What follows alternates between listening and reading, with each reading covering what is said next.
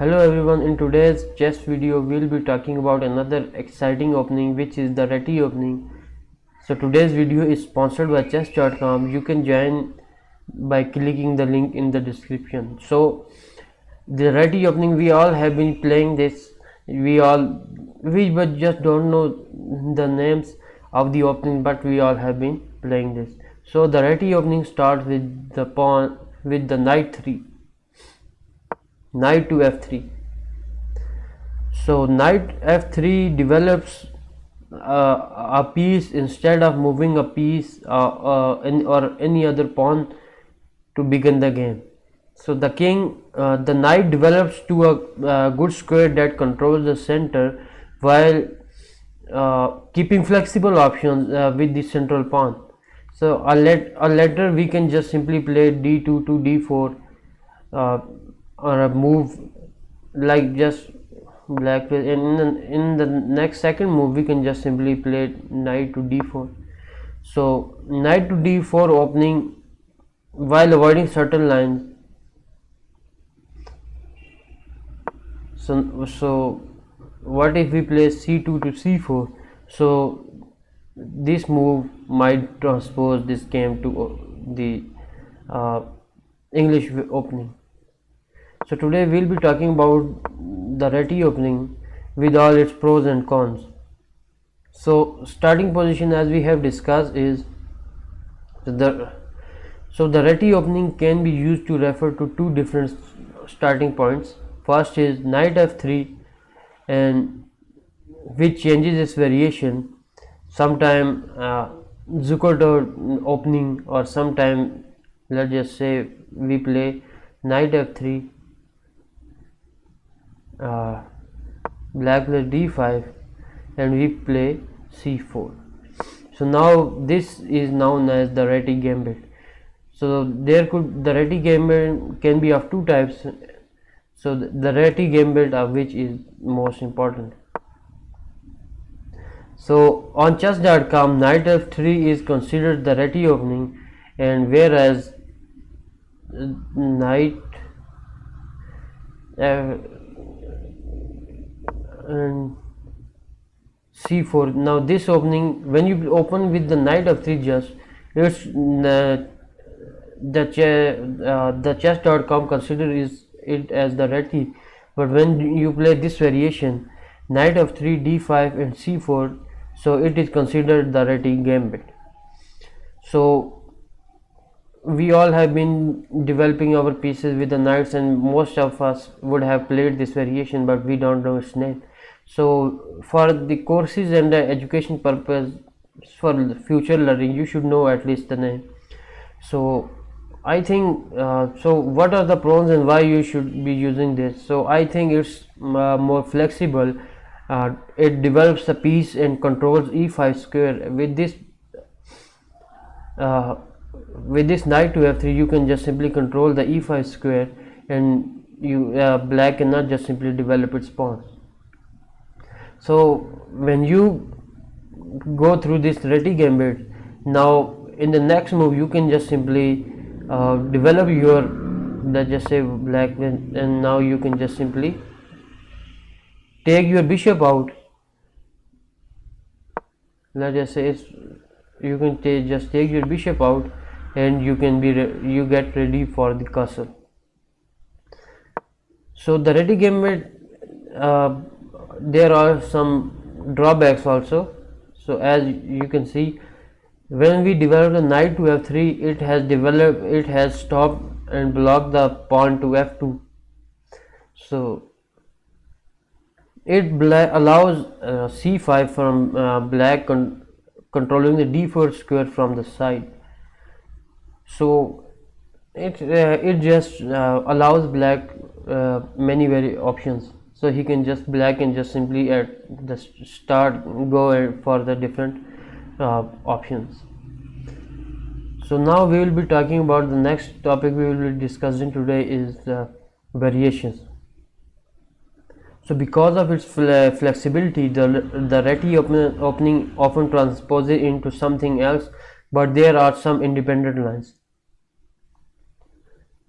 So Reti gambit can be transpose to English opening or some other openings. So the first we will like to talk about is the Réti gambit. So the Réti gambit starts with knight to f3, pawn to d5, c4. So we have already discussed. So taking with 2.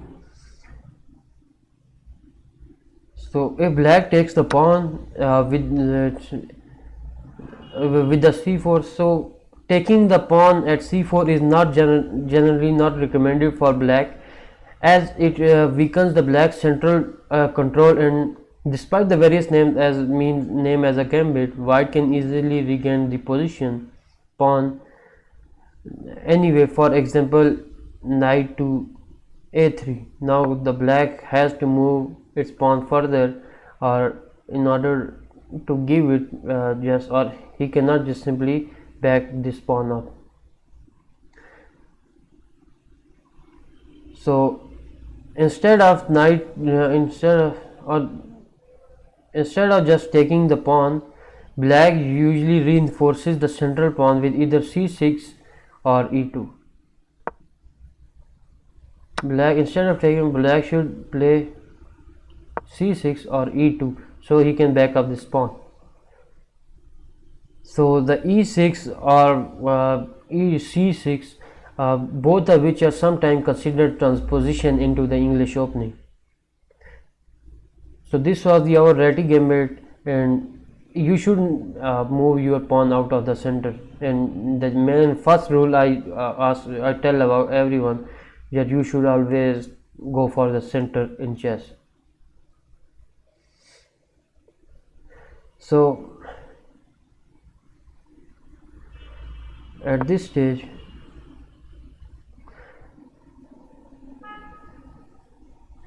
the d4 move is also popular. Instead of taking the pawn, you can just simply play d4, gaining space but opening up the h1 to h8 file diagonal for white kingside bishop. So overall it is black's most successful reply after g3. Black can just simply play. So black can either reinforce the pawn with the c5 or play knight to c6. If black can just simply, next move, let's just say white plays this, and the black can just simply play with this. So I have opened this diagonal. So now black is either can reinforce this pawn with this bishop, with this knight, or he can just simply cover this up with some other pawn. So this was our Réti gambit, important. So the Réti opening can be transposed into another variation, which is the King's Indian attack. So knight f3. So the other independent important variation after knight f3 is the KIA, King's Indian defense or King's Indian attack. White quickly develops on the king side with g3 and bishop to g2 and castles. Meanwhile, black most common approach is to try to blunt the bishop diagonal with d5 and c6. So we play knight to f3, black plays pawn to d5. We can just simply move in further with the King Indian attack. So now you have just the white can just simply castle on the king side.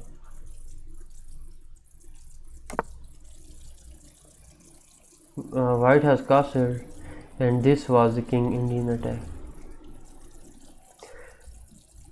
So these were the main variation where this can the knight to f3 can be transposes. So knight f3 is simply used. However, as flexible first move, they can turn into any number of opening. Example, as we can say, either you can develop and sometimes you can even Sicilian transpose into symmetrical Indian, or English or Sicilian defense, King's Indian and Queen's Indian defense.